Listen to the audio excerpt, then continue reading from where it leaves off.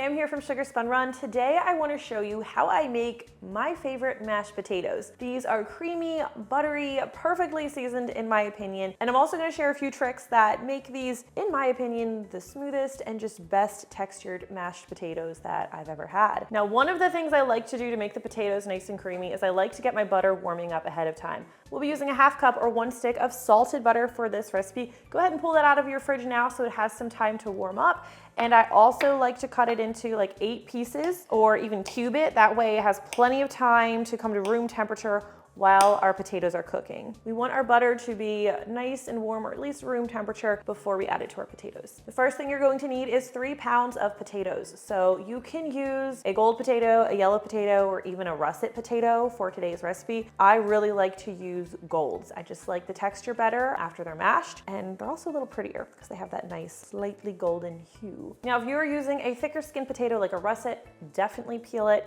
If you're using a thinner skinned one like a yellow or gold, it's up to you whether you peel it or not. So I'm using gold potatoes. I already washed them. I have peeled these and I've already gone ahead and cut them up. You're going to want to cut them into like 1.5 inch pieces. You can see I've already done this here, but 1.5 inch pieces. Try to keep them all about the same size because you want them to cook evenly. All right, I'm going to go ahead and transfer these to a colander, and we're going to take these over to my sink where I'm going to rinse them in cold water for a full minute. Rinsing the potatoes under the cold water is just going to help rinse off some of the extra starch. Those starches can make the potatoes like a little too sticky or gluey, so this gives them a nice head start. Once our potatoes are rinsed, we're going to put them in a large pot.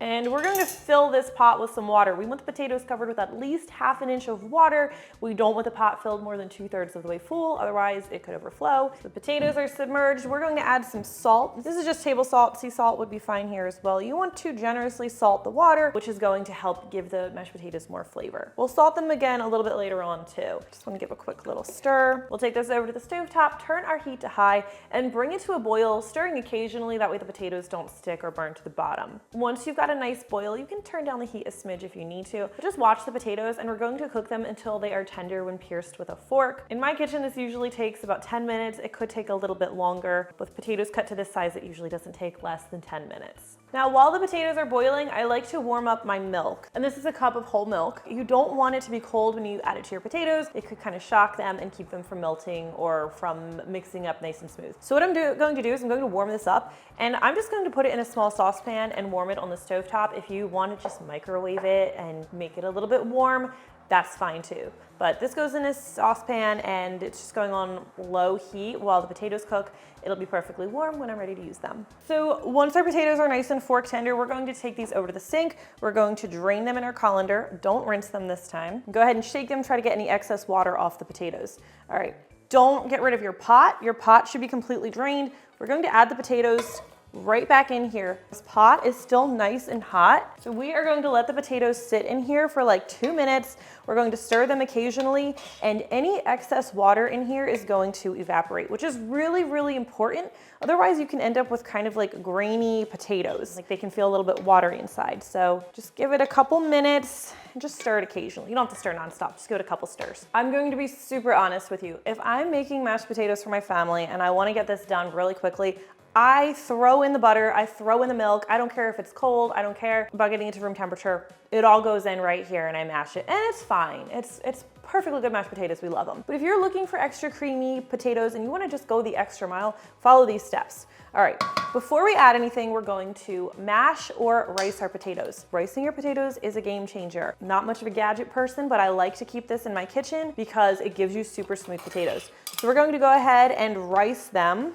Just do it in the same pot. Just kind of make a space for the riced ones. And I'll link to this tool in the description. So the recipe is always in the description. I'll put this ricer in the description too. So the ricer, make sure you can see this, just kind of rices the potatoes. And we'll do it again until we have riced all of our potatoes. And if you don't have a ricer, you will just mash them at this point instead.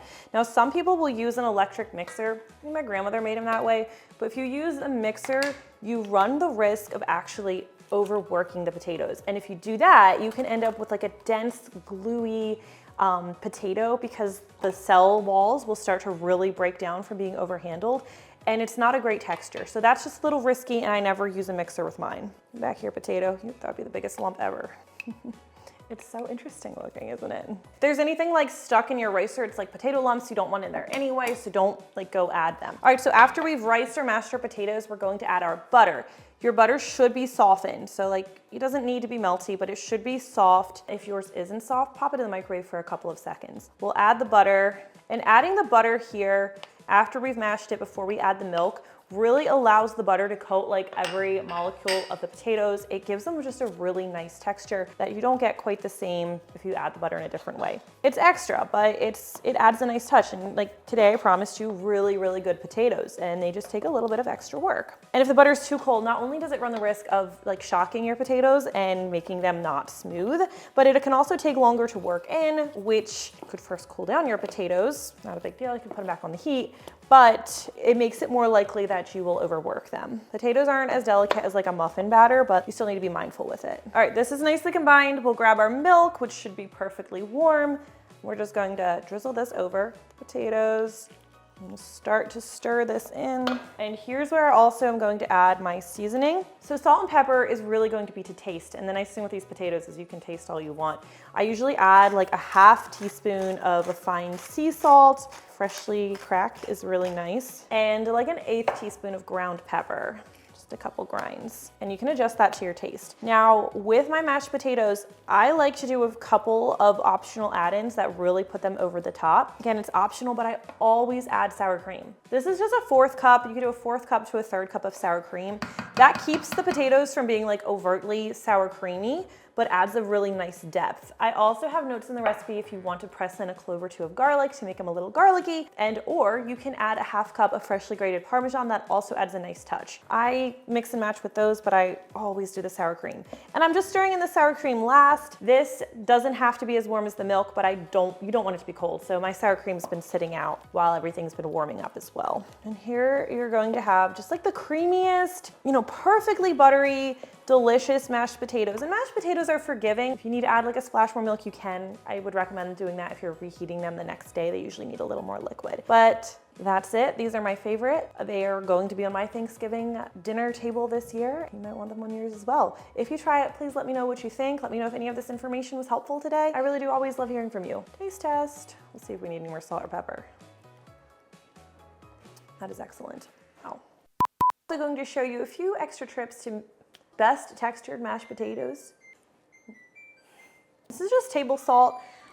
Oh, that's not salt. We literally put the salt down and I grabbed the pepper and we're like... I thought it was pepper. Sorry, I forgot how to turn on my sink.